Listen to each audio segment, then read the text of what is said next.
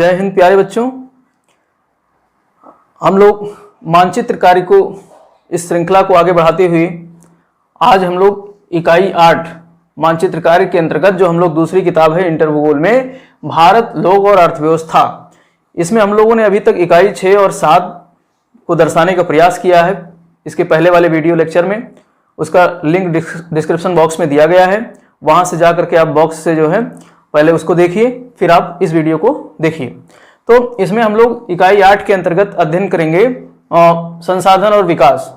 संसाधन कौन कौन से संसाधन हैं मुख्य जो भारत में पाए जाते हैं और उनका किस राज्य में अधिकता है। तो यहाँ से प्रश्न बिल्कुल निश्चित एक प्रश्न आपको मिलेगा मानचित्र वर्ग में, दर्शाने का आधा नंबर और आधा नंबर लिखने का, सही लिखने का मिलेगा। तो समय को हम लोग व्यतीत ना करते हुए चलते हैं। भारत में जो प्रमुख खनिज हैं, इन्हीं खनिज में से आपको मिलेगा, चाहे लौह अयस्क से मिलेगा, मैग्नीज, बॉक्साइट, तांबा, सोना, और जो आपके ऊर्जा संसाधन है उसमें कोयला, पेट्रोलियम, नाभिकीय ऊर्जा, तेल शोधनशाला, यहाँ से प्रश्न मिलेगा आपको बिल्कुल परीक्षा में देखने को। तो लौह ऐसे प्रश्न आएगा, भारत में एक लौह अयस्क खनन क्षेत्र दर्शाइए। उसका नाम लिखते हुए भारत के मानचित्र में लौह अयस्क खनन क्षेत्र को दर्शाइए।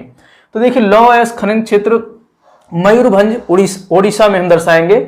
मयूरभंज ओडिशा में कहाँ है, पहले तो ये पता होना चाहिए। आप पहले इसके पहले जो वीडियो है उसमें आपको पूरा बताया गया है कि कौन से राज्य कहाँ हैं, तो पहले ये जानना जरूरी है, तो उस वीडियो को जरूर देखिए। तो इसमें आपको पता होना चाहिए ओडिशा राज्य कहाँ है। तो ओडिशा राज्य ये है, इसके बगल में इधर पश्चिम बंगाल है और उत्तर में कौन सा है, झारखंड है, और पश्चिम साइड में छत्तीसगढ़ है। तो इस तरीके से यहाँ पर हम मयूरभंज को ले रहे हैं। कोई एक है, तो बहुत सारे लौह अयस्क खनन क्षेत्र हैं, लेकिन हम मयूरभंज ले रहे हैं। मयूरभंज जो कि उड़ीसा में है, ये रहा आपका मयूरभंज। तो यहाँ पर आप लिखेंगे मयूरभंज, क्या लिखेंगे, मयूरभंज लिखेंगे और दर्शाएंगे, तो इसका 1 नंबर मिल जाएगा लिखने का और दर्शाने का।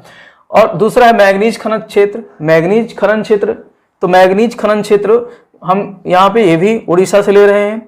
उड़ीसा मैग्नीज के उत्खनन में नंबर 1 है। तो इसमें केंदुझार है, केंदुझार यहाँ पर है, केंदुझार लिखेंगे हम यहाँ केंदुझार, ठीक है। तो केंदुझार भी कहाँ है, उड़ीसा में, मैग्नीज के खनन में। और बॉक्साइट की बात करें तो बॉक्साइट मध्य प्रदेश के हम जबलपुर क्षेत्र को दर्शाएंगे। देखिए एक ही एक पॉइंट आप दर्शाइए, वो पूछेगा नहीं कि आप एक जबलपुर दर्शाइए या कुछ दर्शाइए। अगर आप एक एक करके तैयार करके जाएंगे तो कंफ्यूज नहीं होंगे। जबलपुर एक कोई भी नाम नहीं पूछेगा, ऐसे पूछ लेगा कि भारत में बॉक्साइट खनन का एक क्षेत्र नाम सहित दर्शाइए। तो आप जबलपुर जो कि मध्य प्रदेश में है, तो आप यहाँ पर जबलपुर दर्शा देंगे, मध्य प्रदेश में जबलपुर, ठीक है। तो इसका नंबर आपको 1 पूरा मिल जाएगा। और तांबा उत्खनन क्षेत्र, तांबा के खनन में राजस्थान अग्रणी राज्य है। तो राजस्थान में उदयपुर है, खेतड़ी है, तो इन राज्यों में, इन क्षेत्रों में तांबा पाया जाता है। तो उदयपुर की बात करें तो उदयपुर राजस्थान में यहाँ पर है लगभग, ठीक है, और खेतड़ी यहाँ पर है। तो इस तरीके से खेतड़ी और कोई भी एक दर्शा सकते हैं। खेतड़ी दर्शाइए, राजस्थान राज्य आपको पता होगा, तो उदयपुर और खेतड़ी दर्शा सकते हैं, उदयपुर और खेतड़ी। इसके अलावा स्वर्ण खनन या सोना या स्वर्ण खनन भी आ सकता है। तो सोना या स्वर्ण खनन कहाँ है, तो ये हम कर्नाटक के कोलार जिले में पाया जाता है अधिक। तो अब राज्य पता होना चाहिए। देखिए कर्नाटक कहाँ पर है, तो कर्नाटक आपको अगर पता होगा तो आप जो है इसमें दर्शा सकते हैं। देखिए केरल है, ये तमिलनाडु है, और ये आंध्र प्रदेश है, और ये कर्नाटक है। तो कर्नाटक में कोलार स्वर्ण खनन के लिए जाना जाता है, तो आप यहां दर्शा सकते हैं, ठीक। इसी प्रकार से कोयला खनन क्षेत्र झरिया, कोयला खनन क्षेत्र झरिया झा से झारखंड। अब आपको पता होगा झारखंड कहाँ है, ये बिहार है और ये नीचे वाला झारखंड है। तो झारखंड आप झरिया यहाँ पर दर्शाइए, यहाँ पर लिखिए झरिया। तो याद रखिए झा से झरिया, झा से झारखंड। तो झरिया कहाँ पर है, झारखंड राज्य में है। और ये किस लिए प्रसिद्ध है, कोयला खनन के लिए।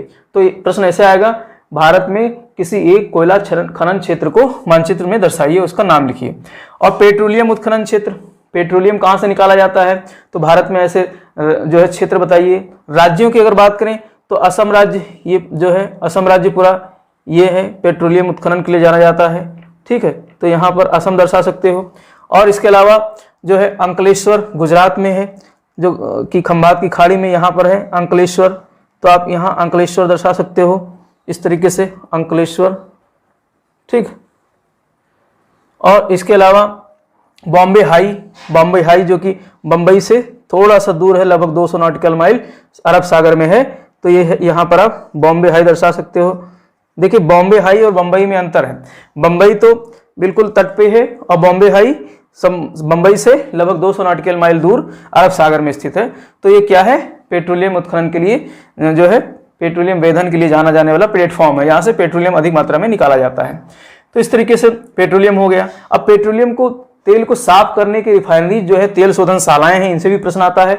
तो तेल शोधन शालाओं की बात करें तो आप उत्तर प्रदेश को कैसे भूल सकते हो, उत्तर प्रदेश में एक तेल शोधन शाला है जिसका नाम है मथुरा। तो मथुरा रिफाइनरी कहाँ पर है, उत्तर प्रदेश में मथुरा रिफाइनरी आप यहाँ पर दर्शा सकते हो, मथुरा, ठीक है, ये है मथुरा रिफाइनरी। और इसके अलावा आप एक और याद रखो, कभी कभी पूछ लेता है बिहार में एक तेल शोधन शाला कौन सा, तेल शोधन रिफाइनरी कौन सी है बिहार में, तो बरौनी है। तो बिहार राज्य ये है, यहाँ पर आप दर्शा सकते हो बरौनी, ठीक। तो ये दो याद रखना है, मथुरा उत्तर प्रदेश में और बरौनी बिहार में। और इसके अलावा सबसे महत्वपूर्ण जो आने की संभावना है वो है आपका नाभिकीय ऊर्जा केंद्र, नाभिकीय ऊर्जा केंद्र। तो नाभिकीय ऊर्जा केंद्र जहां पर नाभिकीय रिएक्टर्स हैं, लगभग भारत में 22 नाभिकीय रिएक्टर्स हैं जहां से नाभिकीय ऊर्जा का उत्पादन होता है। तो इसमें 2-3 आप नाम याद रखिए, 2-3 नामों में एक तो आपका सबसे पुराना है जो तारापुर है महाराष्ट्र में, तारापुर कहां पर है, महाराष्ट्र में। तो तारापुर आप याद रखिए, तारापुर महाराष्ट्र आपको पता होगा तो तारापुर आप दर्शा देंगे। और हमारे उत्तर प्रदेश में भी एकमात्र जो है परमाणु ऊर्जा केंद्र है, नाभिकीय ऊर्जा केंद्र है, वो है आपका नरौरा बुलंदशहर के पास में। तो यहाँ पर आप नरौरा दर्शा सकते हैं। अब हम लोग इकाई 8 के अंतर्गत ही कृषि व उद्योग को दर्शाने का प्रयास करेंगे। हालांकि कृषि और उद्योग इकाई 8 से इसे हटा दिया गया है आपके सिलेबस में, लेकिन ऐसा मानचित्र में कहीं भी उल्लेख नहीं है मानचित्र कार्य में कि इसे हटाया जा रहा है, ठीक है। तो प्रश्न यहाँ से निश्चित आएगा, इसलिए इसे आपको जो है कर लेना है मानचित्र कार्य के अंतर्गत, जिससे कि यहाँ से भी प्रश्न गलत ना हो। तो देखिए इसमें प्रमुख फसलों से संबंधित बिल्कुल जो फसल हमने यहाँ लिख रखे हैं चार्ट में, इस फसल से बाहर कोई भी फसल नहीं आएगा दर्शाने के लिए। तो प्रमुख फसलों में गेहूं, चावल, चाय, कॉफी, सरसों, कपास, मूंगफली, जूट, गन्ना, तंबाकू यहाँ से आएगा। ये सबसे सर्वाधिक उत्पादन करने वाले राज्यों के नाम लिखे हुए हैं। यानी गेहूं का उत्पादन किस राज्य में सबसे अधिक होता है, तो उत्तर प्रदेश राज्य में होता है। उत्तर प्रदेश गेहूं का सबसे बड़ा उत्पादक राज्य है। अब इसको हमें मानचित्र पे दर्शाना है, हमको पता होना चाहिए उत्तर प्रदेश कहाँ है। देखिए यहाँ पर उत्तर प्रदेश और ये हमारा उत्तराखंड है, ठीक। तो उत्तर प्रदेश किस लिए जाना जाता है, गेहूं उत्पादन के लिए। तो गेहूं उत्पादन में उत्तर प्रदेश नंबर 1 है, तो हम उत्तर प्रदेश में लिख देंगे गेहूं, यहाँ पर लिख देंगे गेहूं, पूरा नंबर हमको मिल जाएगा। चावल की बात करें, अब देखिए इसमें उत्पादकता, गेहूं का उत्पादन तो उत्तर प्रदेश नंबर 1 है, लेकिन कभी कभी ऐसा पूछ लेता है, उत्पादन ना पूछ के उत्पादकता पूछ लेता है। पूछेगा गेहूं की उत्पादकता में, यानी प्रति हेक्टेयर क्षेत्र में कितना फसल उत्पादन सबसे अधिक कौन उत्पादन करता है प्रति हेक्टेयर क्षेत्रफल में, तो सबसे अधिक उत्पादकता किसकी, पंजाब राज्य की है। तो गेहूं उत्पादकता में कौन सा राज्य नंबर 1 है, उत्पादकता में, गेहूं उत्पादकता में पंजाब, ठीक। तो यहाँ पर आप पंजाब लिखेंगे, पंजाब दर्शाएंगे। अगर उत्पादन आता है तो उत्तर प्रदेश और उत्पादकता आता है तो पंजाब दर्शाएंगे। और इसी प्रकार से चावल, चावल के उत्पादन में पश्चिम बंगाल, देखिए ये वाला यहाँ से लेकर के ये पूरा क्या है, पश्चिम बंगाल। तो ये पश्चिम बंगाल को चावल का कटोरा भी कहते हैं, ठीक। तो चावल उत्पादन में और उत्पादकता में, चावल उत्पादकता में पंजाब है, उत्पादकता में भी, चावल के उत्पादकता में भी पंजाब नंबर 1 है और उत्पादन में पश्चिम बंगाल। चाय में, चाय के उत्पादन में सबसे बड़ा राज्य कौन सा है, तो असम है, ये वाला असम, किसमें, चाय में, ठीक। तो चाय यहाँ दर्शाएंगे असम राज्य में। और कॉफी की बात करें तो का से कॉफी, क से कर्नाटक, तो कर्नाटक राज्य में कॉफी सबसे अधिक उत्पादित होता है। तो ये हो गया आपका कॉफी, कर्नाटक, ठीक। यहाँ पे कर्नाटक राज्य आपको पता होना चाहिए कर्नाटक कहाँ पर है। इसी प्रकार से सरसों, सरसों और तोरिया के उत्पादन में राजस्थान, तो राजस्थान ये है, तो यहाँ पर आप सरसों दर्शा देंगे राजस्थान राज्य में। और इसी प्रकार से कपास, कपास में गुजरात और महाराष्ट्र है, तो गुजरात नंबर 1 है, गुजरात दर्शा देंगे कपास उत्पादन में। और मूंगफली के उत्पादन में भी गुजरात नंबर 1 है, तो गुजरात दर्शा देंगे मूंगफली में भी। जूट के उत्पादन में पश्चिम बंगाल, चावल हो गया और जूट भी हो गया पश्चिम बंगाल, ये वाला राज्य।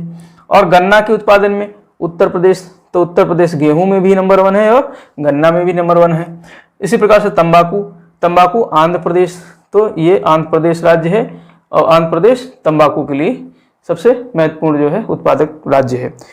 अब हम बात करेंगे प्रमुख उद्योग। ये भी सिलेबस से हटा दिया गया है, लेकिन यहाँ से भी प्रश्न बनने की संभावना है। प्रमुख उद्योग में 2-3 उद्योग, जैसे लौह इस्पात उद्योग केंद्र, ऐसे पूछेगा भारत के किसी एक लौह इस्पात उद्योग केंद्र को मानचित्र में दर्शाइए। तो हमको बहुत सारे लौह इस्पात केंद्र हैं, जैसे आपका पश्चिम बंगाल में कुल्टी है, बर्नपुर है, ठीक है। तो इनको एक किसी योग के दर्शाना, जैसे हम जमशेदपुर को दर्शाते हैं। जमशेदपुर किस राज्य में है? झारखंड राज्य में है। तो जमशेदपुर हमको पता होना चाहिए, झारखंड राज्य कहाँ है? तो यहाँ है, तो यहाँ हम जमशेदपुर दर्शा देंगे, ठीक। और सूती वस्त्र उद्योग केंद्र, कोई एक सूती वस्त्र उद्योग केंद्र दर्शाइए। तो अहमदाबाद को सूती वस्त्र केंद्र का हब माना गया है और अहमदाबाद कहाँ पर है? गुजरात में है, ठीक। तो गुजरात में अहमदाबाद दर्शा देंगे, अहमदाबाद गुजरात में। और इसी प्रकार से चीनी उद्योग केंद्र, चीनी उद्योग केंद्र आपका बहुत सारे चीनी उद्योग केंद्र है। उत्तर प्रदेश गन्ना के उत्पादन में नंबर 1 है। उत्तर प्रदेश में बहुत सारे चीनी उद्योग केंद्र है, खास करके पूर्वी क्षेत्र में। तो पूर्वी क्षेत्र में यहाँ पर एक गोरखपुर है, तो गोरखपुर हम दर्शा सकते हैं। यहाँ पर गोरखपुर एक ही याद रखो, बहुत सारे मत याद रखो। पूछेगा, कहेगा कोई एक चीनी उत्पादक केंद्र दर्शाइए भारत के मानचित्र पे, तो आप गोरखपुर को दर्शा सकते हैं। पेट्रो रसायन उद्योग, पेट्रो रसायन उद्योग जहाँ पर जो है आपके रसायन बनते हैं, दवाएं वगैरह ये सब बनती हैं, तो ऐसा ज़्यादातर मुंबई है, औरैया है, हल्दिया है। मुंबई महाराष्ट्र में पेट्रो रसायन केंद्र है, मुंबई में, महाराष्ट्र यहाँ पर हो गया आपका मुंबई, तो मुंबई दर्शा सकते हैं। और अगर उत्तर प्रदेश का पूछता है तो उत्तर प्रदेश में औरैया, इटावा और औरैया इधर पास में पड़ता है यहाँ पर, तो यहाँ आप औरैया दर्शा सकते हैं, ठीक, इटावा के पास में। इसी प्रकार से हल्दिया, पश्चिम बंगाल में हल्दिया है, यहाँ पर हल्दिया। तो ये सब क्या है? पेट्रो रसायन केंद्र है। तो इस तरीके से यहाँ पर इकाई 8 में ये हमने प्रमुख फसलें और प्रमुख उद्योग केंद्र देखे।